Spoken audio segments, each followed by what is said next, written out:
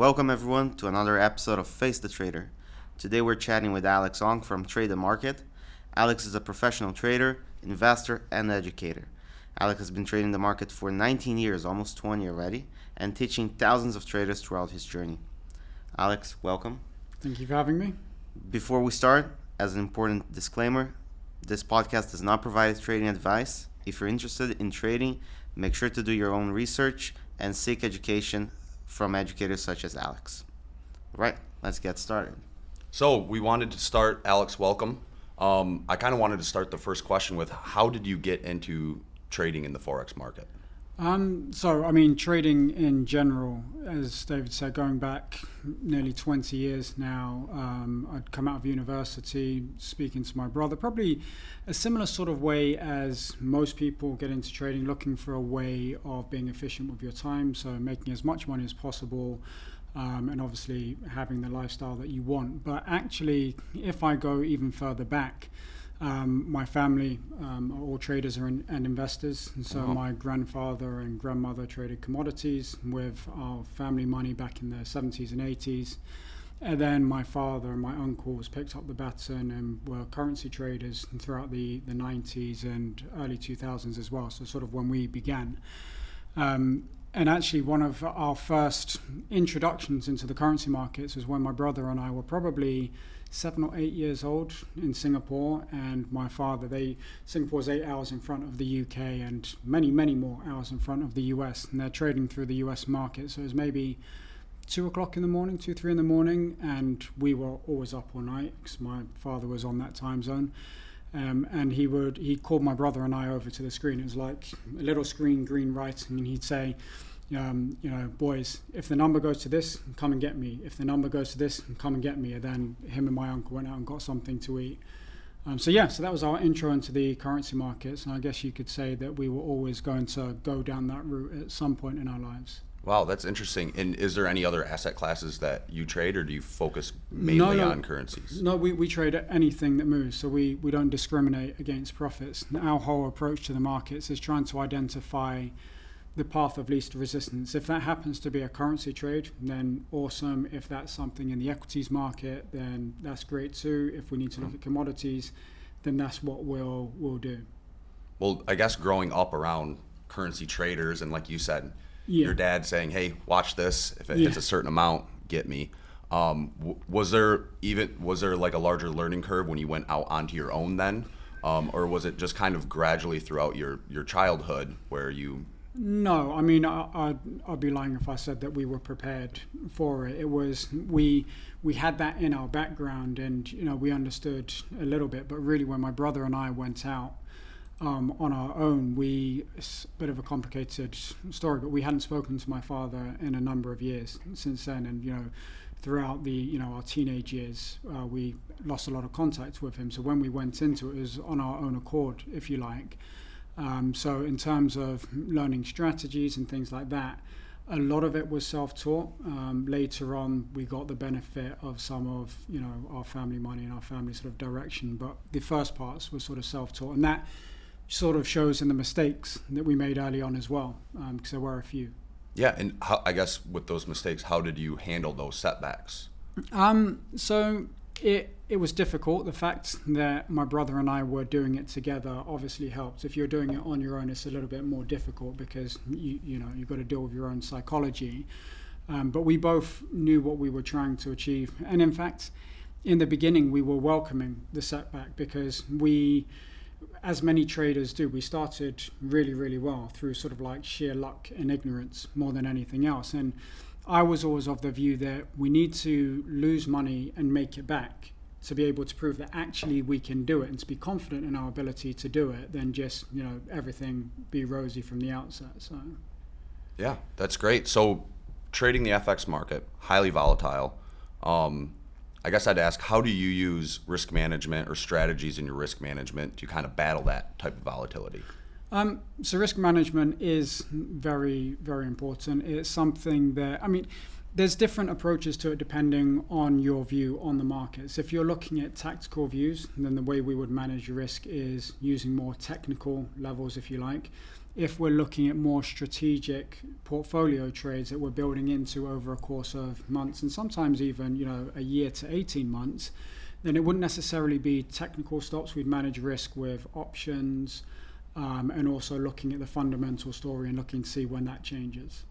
So looking back at 20 years ago almost, right, when you first started, how does your mentality or perception of risk management changed over the years, like from Alex 20 years ago versus Alex today? So Alex 20 years ago didn't understand risk management at all. I'll tell you a story. So one of the first times we had a major setback was probably 3 to 6 months into our trading careers. I discovered something magical that happened on the first Friday of every month. And the markets just moved 100 to 200 pips. There's more 200 pips in those days. And basically, you'd have a strategy where you would straddle the markets. So before the event, which I now know as the non-farm payrolls. But back then, I was like, something happens. I'm not sure why, but it just happens and the market moves. So we straddled the market 10 pips above and 10 pips below and just let the market take us in whichever direction. Because in the little bit of research that I did, and little bit means going back over 3 to 6 months, I was like, the market just goes in one direction, so we don't have to worry about the other. And so in terms of looking at risk management, there wasn't any. There was one particular event where we got taken into the market. In fact, take a step back. Up until that point, we traded 3 or 4 non-farm payroll events very, very successfully. We took like 500, £1,000, turned it into £40,000 in a few months. And we're like, well, we know how to print money now. So we were completely over leveraged. That event came in where there was a revision to the previous month. So there was one number which was positive and the previous month was a negative revision, if you like. And what happened is the markets took us in the direction of the positive number. We were in the markets. Then they started to digest the revision. We got taken into the other position. I then thought that the first position was wrong, so I closed that out, and then the markets readjusted themselves and went in the original direction. And basically, we blew pretty much all of the £40,000 in the space of about 5 minutes. So back then, I didn't have any appreciation for risk management. But now, obviously, I understand that it is very, very important. Too many traders, they focus on how much money can they make, like we did. But the reality is that the people that have longevity in this business are the people that protect their accounts, because the one guarantee is you're going to take a loss. So you need to account for that. And as long as you make sure that you mitigate your risk, you control, your capital exposure, then over time, if you have a reliable strategy, then you should come out ahead. Would you say that that's the biggest misconception people have when they first start trading Forex, is that they can't lose or it's hard to lose? Yeah, absolutely. I think one of the biggest things with trading any particular market is that anybody can make money, right? You don't have to have any knowledge. You just open up an account, you click buy or sell, and it could be a terrible trade and they make money. So they have this misconception that actually it's easy. All they need to do is, find a basic technical strategy, follow that over and over again. They don't understand that, particularly in the FX markets, they're very cyclical. So one strategy that works today won't necessarily work in 6 months' time. It's not to say that it will never work again, but if you think about the dynamics of the currency markets, you're trading one economy against the other, and economies go through cycles. So if you don't understand these cycles and you're going to apply a strategy, let's say, for example, the last year, the previous year to that was the easiest time to trade because you were looking at central banks raising interest rates. And so the currency market's going one direction. If you had a trend following breakout strategy, it was more or less impossible to lose money. Not impossible, you can, but it was a very easy trade. Fast forward to this year, and it's very different because the markets were expecting central banks to cut interest rates. Inflation remained high, so they didn't cut as quickly. So then you got this sort of dynamic in the markets where no one was confident to take any currency in any particular direction, so it was very range bound, and then you had to implement a different strategy for that. So understanding those dynamics is really important. This is what we observe as well in the brokerage space, because we have a lot of professional traders, a lot of asset managers. They have excellent strategies, and they perform well throughout a market period, but then as soon as the market shifts, then stops performing. So a very good money manager, professional trader, what they will do is they will shift their strategy according to market conditions. And kind of an analogy that I think this could be compared with is when you're doing charting, right? Like when you're doing charting, you can look at the weekly candles, for example. It will tell you one thing. Yeah. But if you look at the hourly, it's completely different. Like it's day and night. So if you're looking at a time frame, let's say 3 months with hourly candles, it will tell you one thing. But if you're looking at a time frame of 3 years with weekly candles, it's a completely different thing.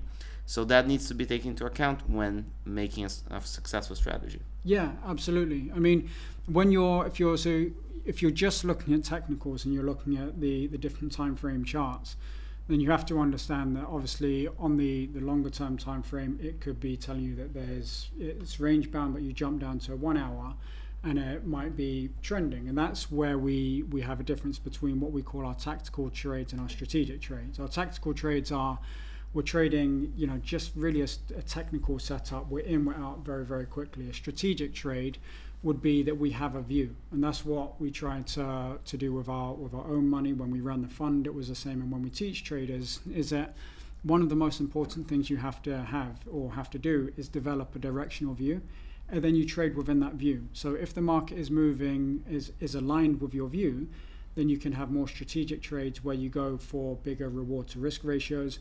If it's going against your view, it doesn't mean you don't take the trade. It just means that you're a little bit more tactical. So you have to be nimble in and out more quickly. So you'd say you mix both technical analysis and fundamental analysis absolutely. As a whole for your... Yeah, absolutely. I mean, it's, trading, it's not to say you can't make money just trading price action. You absolutely can, but trading is a psychological endeavor, and I find that the more evidence you have to back up the trade idea that you're going with, the better the trade is going to be, the more likely it is that you're going to follow the trade through to the end, as opposed to getting spooked because the market's gone against you, or something along those lines. Yeah, and so you've been trading for 20 years. The FX market is always evolving. Give the example you're talking about. Non-farm 20 years ago is way different than non-farm today. It used to be wild. Yeah. Right? How do you adapt those strategies, like David said, more short-term maybe and long-term? And is there anything you use, different technologies that are out, AI, anything like that helps you kind of keep up to date on everything that's evolving in the FX market? Yeah, I mean, in terms of adapting for volatility, the way that we have our risk management and our targets is always based on the volatility of the asset that we're trading. So we'll look at the average true range and base our targets and stops on that. In terms of just generally the way that the market evolves over time and how we use AI, we use it a little bit, but with AI, particularly at the moment, you have to understand that you've got to be able to interpret what comes out, because what comes out of something like ChatGPT isn't always accurate. So right. You need to give it, exactly the right information. And then even when it gives you its response, you need to take a look to see if it makes sense, because there have been occasions when we've used it and the response hasn't really been aligned with what the market's doing. It does save time, so that when it works, then it's amazing. But I don't think it's something that just anybody could just go into ChatGPT and say, "Tell me where euro/dollar is heading in the next 6 months." Let's maybe touch base a little bit more about balancing the your trading activities in life. Mm-hmm.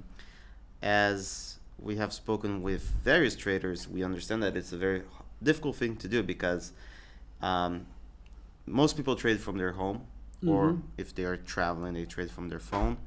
And so a lot of people don't view trading as a job. They don't have a separation between life and job. They will go out to party and they will be on their phone looking at their trades. How do you manage the two of them together? Is there anything specific that you do? Well, I mean, I think routine and schedule, and this is something we talk to our traders about all the time. Your routine and schedule is very, very important. It doesn't necessarily matter what it is, but you have to have consistency. So let's say, for example, you have an hour or two in the evening that you can review your charts, which typically is the way that Nikki and I will trade today, is that we aren't sat in front of the screens all day long. There was a time when that adrenaline rush was something that I yearned for, and I would sit there for 12 hours a day waiting for those little micro movements. Now we're a lot more long term, so it only really takes a couple of hours a day, but you use the same few hours every day. So like if you have a job, it can't be you scheduled yourself to look at the charts, hypothetically 8 to 10 in the evening, Monday, Tuesday, Wednesday, Thursday, Friday it's closed anyway, so maybe you'd look at it Sunday evening. And then Wednesday evening comes along and a friend calls you and says, let's go for a drink or go to dinner. And you say, okay, yeah, no problem. You have to commit to saying, well, actually, this I've got to trade between 8 and 10, so we can do it before or after that. Because the routine, it's not just having the routine with the markets gives you consistency in what you're seeing every day, but it gives you consistency in your overall approach, which translates into consistency in your results. If you're kind of, haphazard and you're, as you said, looking at it while you're at a party or whatever, then you're never thinking clearly. And as I said before, trading's a psychological endeavor. It's very emotional, and if you're going to do it in those sort of scenarios, and you're opening yourself up to issues, and you're opening yourself up to interfering with your trades when you don't need to, which is going to translate into negative trading results, or at least inconsistent.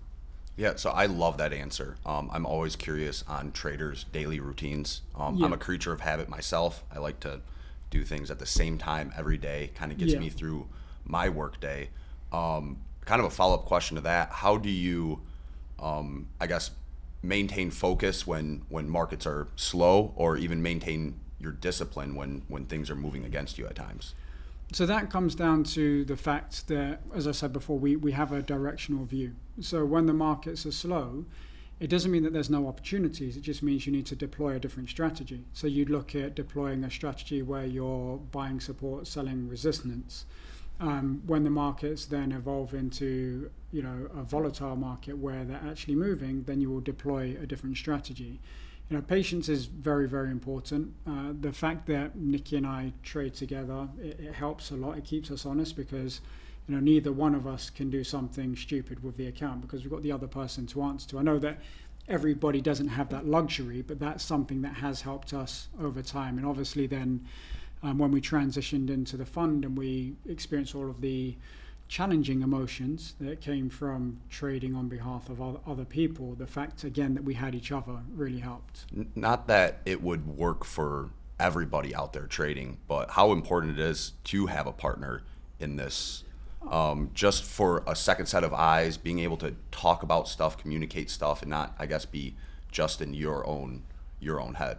I think it's really important because, trading is a lonely endeavor. You don't want to get to the point where you're looking to see what other people are doing and trying to copy their trades, but just to kind of get out of your own head and, not to be consumed by what's happening in front of you and putting a little bit of perspective in between you and your trade. It makes a lot of sense. Yeah. When you have trades and they're not performing well during your daily life, how do you cope with the intensity of emotions that come with it, with burnout, stress? How do you do that? I mean, you mentioned that a partner has helped you a lot, but I've actually got an interesting story about that. So when my brother and I were running the fund, we had a trade which at the time, looking back on it now, it wasn't the most amount of money, but at the time it seemed like a lot of money. So we had a trade on the dollar yen, which ended up making money, which is a good thing. But at one point in time, we were about $250,000 down. Which was very, very stressful. And I was sort of saying to my brother, this is a small mortgage, or this is, a few supercars that were down at the moment. And it was very, very stressful. The way that we dealt with it, again, unfortunately comes back to the fact that we were trading together as a partnership. But going beyond that, I think the fact that we had a fundamental view that we understood all of the parameters around the trade. So it wasn't like this was an unexpected drawdown in terms of the amount. We didn't necessarily want to be stuck underwater for as long as we were, but it was all within, the boundaries of the trade that we set out. So we were building into a particular view that we felt that this was just sort of after the financial crisis where the dollar yen was around 78. 78, 80, it had an earthquake, it then dropped, it rebounded, and we felt that the dollar yen, it wasn't going to stay at those all-time lows for that long. Like there was the interest rate differential to look into and it was going to recover. Unfortunately, the markets didn't agree with it at that particular moment in time, so we were sat holding that trade for a few months before it eventually took off. How do you advise your clients at Trade the Market to kind of get through those swings, both from a discipline standpoint, a patient standpoint, an emotional standpoint. You're going to have these types of drawdowns. I think some are more stressful than others. Yeah. How do you advise them to kind of get through those situations? And to develop the mentality of, persisting through it and to the goal that you've established. Well, I think one of the things that we do with our clients is that we do encourage a lot of backtesting, not just to understand how a strategy works, but to also sort of understand what the win-loss distribution looks like, so that they're not surprised by anything. So if during their backtesting they've tested 300 trades, for example, and they've seen that they've had 10 losing trades in a row, we're like, okay, we'll now double it, and then look at your risk management and take into account that you might take 20 losing trades in a row, which nobody wants to hear, but the reality is it absolutely can happen, particularly if you're trading across different currency pairs, different assets, if you like. You could be in a situation where you have 10, 15, 20 losses in a row. The reality is that we don't control what the markets do.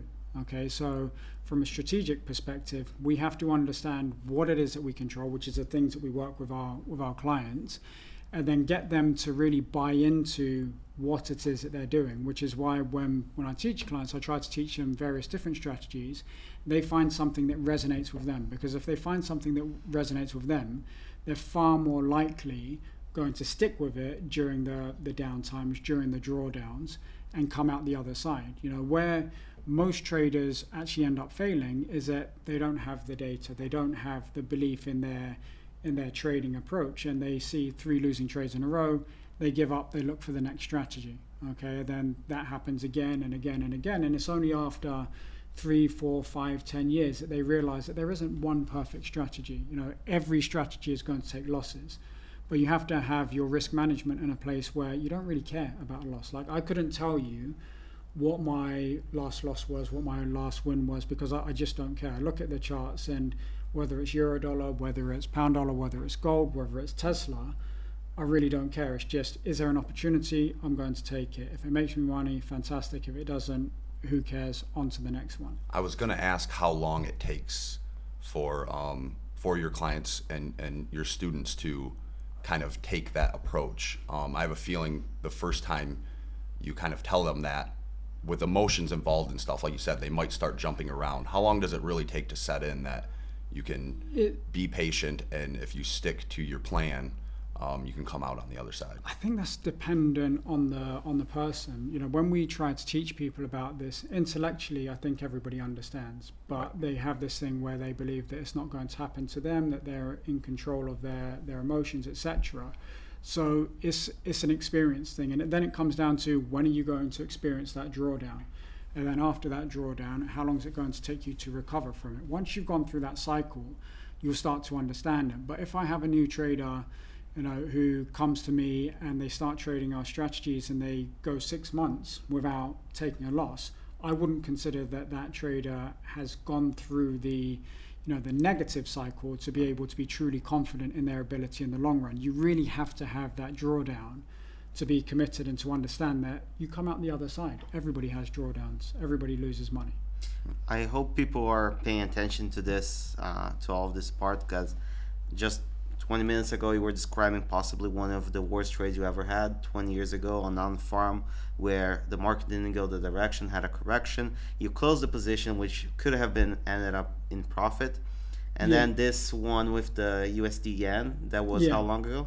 2011, 12, so 12, 13 years ago now. Yeah, so the first one was almost 20 years ago. This one, 12 years ago, more or less. Yeah. And you're holding on to your drawdown, even though it's substantial drawdown, and ended up making money on the position by just sticking to your plan, sticking to your vision of the market. So this shows a very drastic change in your mentality, in your trading career, and all of that. Yeah. And this is what the majority of traders need. Yeah, absolutely. I should sort of caveat that the £250,000 wasn't dollars wasn't the entirety of the account, so it was only a small percentage of the overall funds.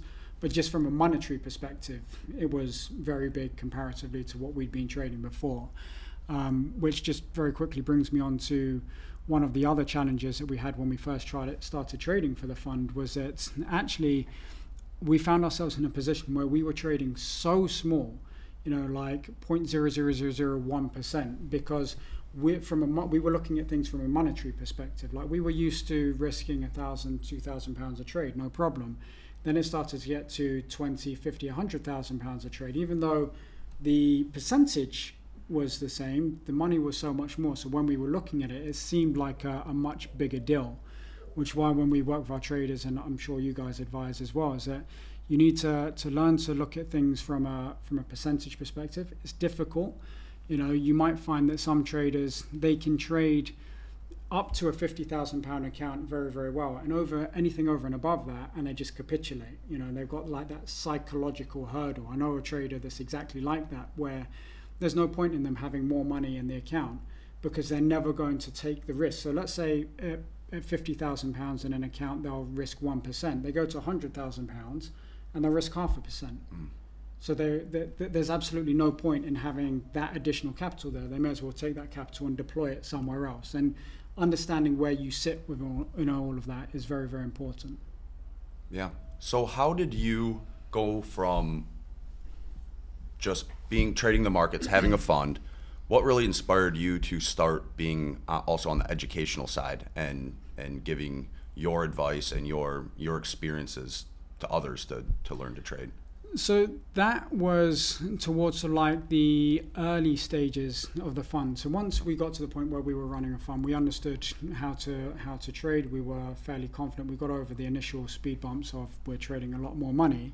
And we had a lot more time on our hands. And we actually got approached by a big publisher in the UK to contribute something to one of their newsletters, which we were happy to do. It's like a financial newsletter. And then from there, it kind of expanded into teaching some strategies. And then we're talking to each other and saying, it's kind of fun. And I enjoy being on, podcasts and, speaking on stages and things of that nature. So we decided to then branch out a little bit more into the education business. And now, obviously, helping other people is a nice thing, but it's not a completely selfless task. It helps mitigate some of the risk associated with trading, which is important too. So when you don't have all of your eggs in one basket, it allows you to be a lot more objective with what you're doing with your trading. I have people that come to me that are in dire straits and they want to learn how to trade, and I tell them that it's not for them, because you have to trade from a position of strength. You have to trade where you're financially stable. If you're not, then 100% you're just going to end up losing money and losing more money. And it's like, because the emotional burden of having to make money from your trading often leads to you making the worst mistakes you can make. Yeah. How do you balance both of those? I guess I would call them two separate careers almost. You as a trader, and then you as an educator as well. Well, since we closed down the fund a few years ago, so I went through a divorce which forced us to have to close that down, so that's why that happened. But the way that it balances is actually they go hand in hand, because when we were trading for a fund, we'd have to produce reports and things for our investors so that they understood what we were doing in the markets, which meant that when we were making decisions, we couldn't just trade just based on our gut. They had to be well thought out decisions and well thought out trade ideas. Now when we're educating other people, it forces the same level of sort of like honesty with ourselves to say that I can't put something out there that I'm not willing to do myself. Okay, and if I'm looking at the markets and I'm going to take a particular trade, because I will broadcast that out to the rest of our community, I need to make sure that that trade is well thought out. It's not just that I'm trading on emotion. So actually, in terms of the balance, they actually work very, very well together. They are separate careers, but they work hand in hand. I mean, we spoke about some of the difficult times that you had while trading, but looking back, what was the most rewarding aspect of your trading career? I think just having the skill to be able to, live the life that you want to live, which I know is a bit of a cliche, but truly, I'm not bound by any location, so I can pick up and move everywhere. I've got the flexibility to do the things I want to do with my children. Obviously, the financial rewards are amazing, but the way that I look at finance is you're not looking at making money for the sake of making money. You're looking at making money for the freedom that money can give you. And trading gives you that additional layer where you've got the money to do what you want, but also you've got the career, you've got a skill set that can pay you for the rest of your days. What are you most proud of during all of this journey? Any milestones or just anything rewarding through? I don't think that there's a particular milestone that I can say that we're proud of. I mean, all of them, it's all been a journey. So starting was a milestone. Beginning our fund was a milestone. Making other people money was a milestone. Educating other people is very rewarding. I think the whole thing is just, giving us the life that we have today, which we just have to be thankful for. What is next for you and Trade the Market? Do you have any projects or goals for the future? So I think one of the biggest things that have come into the market over the past few years, prop firms like Nordic Funder. So one of the things that I'm excited about at the moment is the fact that when I first started trading, it wasn't just about learning the skill of trading. You'd have to be able to also figure out a way to make the money that would allow you to actually draw an income from your trading. Because let's be honest, if you have $1,000 in an account, it's never going to get to a point where, well, it might do over 10 years, but over the time horizon that retail traders typically have, 1 to 3 years, $1,000 isn't going to get you to where you want to be from an income perspective. When we first started, we had to start a fund. We had some family money, which we were lucky enough to have, but short of that, you'd have to go and attract outside investors, which was a whole process all on its own. Today, with companies like Nordic Funder, you're giving other traders the opportunity to say, well, you know what, focus on learning the skill of trading. Once you've learned the skill, then the capital will follow. So you're giving people that pathway, that route to being able to go and take their skill and develop it into an income generating machine, if you like, that can give them the location freedom. So what I'm excited about, what we're working on, is essentially programs where we're helping traders get through challenges like that, because even if you have the capital to deploy yourself, when you look at the numbers, it doesn't really make sense to deploy your own capital when you can literally use part of that capital as collateral and then utilize prop firm money. So, yeah. Well, how do you see the role of education evolving here in the future? Is there any new technologies or anything like that? I know that the markets probably would want me to say that there is new technologies, but actually we've been doing the same thing for the last 20 years. Yep. As I said, we manage our risk based on the volatility of the markets that we're trading. The strategies that we use in reality are more or less the same that we've been using over the past 2 decades. So I don't necessarily think it's trading. You might find that with the introduction of AI and some very clever software engineers, you'll find that there are more accessible softwares and indicators and things that you might be able to use. But from our perspective, we'll just focus on teaching the fundamentals that have served us well over the past 2 decades. And how do your students obtain your information, Trade the Market? Is it one-on-ones? Is it more group level stuff? Typically it's group level stuff. So we have a community, there's on-demand tutorials. There is a one-on-one aspect to it if people want to go down that route, but typically we talked about the fact that it's quite solitary being a trader, so being part of a community is actually a bonus. So we've got various different levels depending on what people want to get involved in. Last question, maybe a little bit tough to answer, but what's the legacy you hope to leave behind in the FX trading and education space? So in terms of legacy, this is it's a strange one, because if you ask me, a year ago, 6 months ago, I probably would have said, would have had a different answer to what I have now. But ultimately, my brother and I went through a very difficult time recently where my mother passed away, and that got us to look at life very, very differently.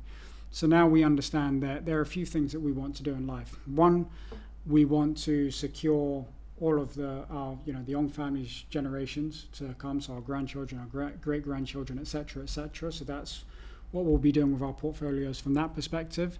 And then in terms of, education and things, we want to make sure that we help as many people as humanly possible get to a point of financial independence, so that they can enjoy the life that they want to enjoy. Because at the end of the day, it's gone beyond just this is teaching people to trade because we're providing a service. Going through that, seeing how short, and I know this is a little bit morbid, how short, how delicate life can be. We really want to give as many people as possible the gift of being able to control their own futures and their own lives. Yeah, and I love to hear that too, because I know that from your aspect, it's more than just charts and numbers, right? Yeah. Charts and numbers and strategies. You have a life, Yeah. and it's pretty refreshing to hear. Absolutely. So I'll also ask you, where can the people find you? Trade the Market, Alex Ong. Yeah, if you go to tradethemarket.co.uk, you can find a lot of information there. If you go across to the YouTube channel, you can obviously find information there too. And then obviously just watch this space for the future for any other developments that may come that way. But that's the initial places you'll be able to find us. Well, thanks, Alex, for coming on. Once again, that's Alex from Trade the Market. And we're glad to have you, and hopefully we'll have you again on sometime soon. Thank you very much. It's been a pleasure. Thank you. Thank you, Alex. Thank you, everyone, for watching Face the Trader. Catch you on the next one. Thank you.